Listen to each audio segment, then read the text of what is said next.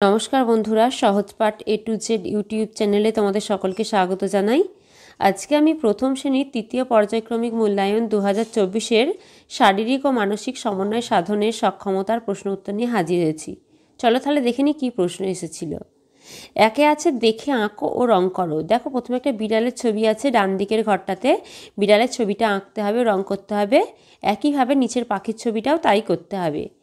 দুয়ে বলেছে নিচের প্রশ্নগুলির উত্তর দাও।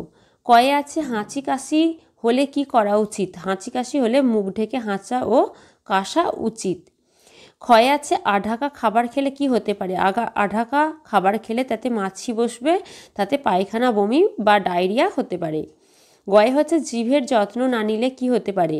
জিভের যত্ন না নিলে জিভে ময়লা পড়বে এবং হজমের সমস্যা দেখা দেবে। বলেছে নিচের লেখাগুলি পড়ে পাখিটির নাম শূন্যস্থানে লেখো। কয়ে বলেছে লাল পাগড়ি মাথায় যে তোর পোশাক মজাদার, অনেক পোকা খোঁজা হলো থাম তুই একবার। পোকা খোঁজে কোন পাখি?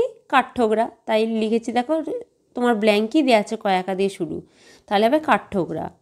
ক্ষয়ে আছে আনন্দেতে পাল্লা দিয়ে মজাই আছে খুব, গুগলি শামুক চাকছে ঠোঁটে দিচ্ছে জলে ডুব।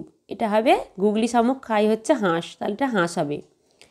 গয়ে বলেছে শরীরটা ওর রংবাহারি, মাথায় ঝুটি খানা, খোঁপাতে ওর ফুল নাই থাক চোখে কাজল টানা। এটা হবে ময়ূর। ঘয়ে বলেছে দিনের বেলায় গোমরা মুখটা কেন তোমার থাকে, কোটরেতে বসে তুমি খুঁজছো বলো কাকে? কোটরে থাকে পেঁচা, আমরা জানি, তাই পেঁচা। চারে বলেছে একটি নদী বা খেলার মাঠের ছবি আঁকো এবং ছবিটি নিয়ে 4টি বাক্য লেখো।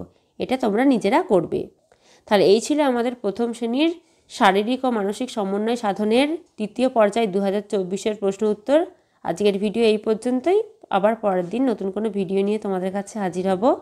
আমাদের চ্যানেলটিকে ভালো লাগলে অবশ্যই লাইক, কমেন্ট ও শেয়ার করতে ভুলো না।